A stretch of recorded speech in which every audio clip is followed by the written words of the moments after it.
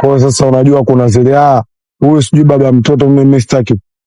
Tatu tutajua tuna fix vipi. Kwa bwana, hii ni Swahili Vibe Festival na leo niko na mwanangu hapa Gustavo Msawi. Dele mkali. Bwana, na challenge ndogo tu. Je, kati ya singomaza ama mwanamke mwenye tattoo, ukiambiwa uchague mmoja hapo uoe, yupi utaoa na kwa nini? Kwangu mimi naona wote tu fresh. Yoyote kati yao singomaza aidha mwenye tattoo, wote mimi naweza kuoa kutokana na sababu tofauti tofauti. Je, kwa nini? Kwa sababu ya kwanza, katika wanawake ambao nishe kudeti nao, yupo singomaza, yupo mwenye tattoo. Iko cha kwanza. Alafu cha pili, vitu hivyo vinatokana na uhalisia wa maisha.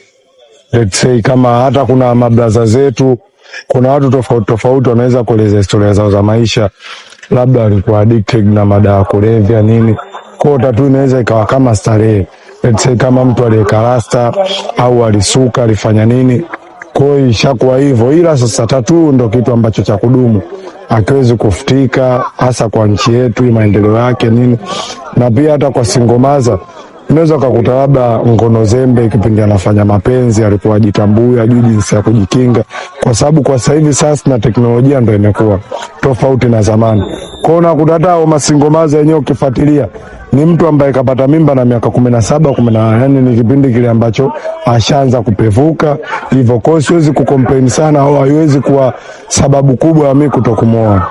Kwa sasa hivi kwa stage iliyofikia, mimi namwangalia mtu mwenye upendo na mimi, ambaye ananipenda, nampenda, tutasikilizana, tutaweza kutimiza malengo yetu, tutaweza kufanya kitu ambacho leo na kesho kikatufanya sisi tuishi kifahari, let's say labda sisi na familia yetu au whatever the case. Kwa hiyo mimi yoyote ambaye ataendana na mimi sina doubt na yeye. Kwa hiyo siwezi kuchagua singomaza au mwenye tattoo, yoyote ni sawa. Je, lakini sasa ukaambiwa hivi, kati ya hapo maelezo uliyatoa, je, chagua mmoja, yani ile maamuzi ya kiume kwamba baada basi poa mimi naondoka na huyu tu mmoja. Yani mmoja mimi naweza kusema mwenye tattoo. Kwa sababu gani? Ukiachana na vyote, unajua hata singomaza, yani mtu kama kaoana, yani kama kazaa na mtu, kwenye mawasiliano inakuwa shida sana. Afu mimi ile ukweli au truly, mimi nakuwa na hivyo sana na mwanamke wangu, kutokana na mimi nikimpenda mwanamke na achana na kila kitu, namuonyesha upendo wa kweli. Kwa sasa unajua kuna zile huyu sijui baba mtoto mimi sitaki kujua. Tattoo tutajua tuna fix vipi. Kwa mimi hapo naondoka na mwenye tattoo, mambo sio mengi. Bwana, usisahau hii ni Swahili Vibe Festival. Utuambie, je, kati ya singomaza ama mwanamke mwenye tattoo, yupi kati hapo utaoa?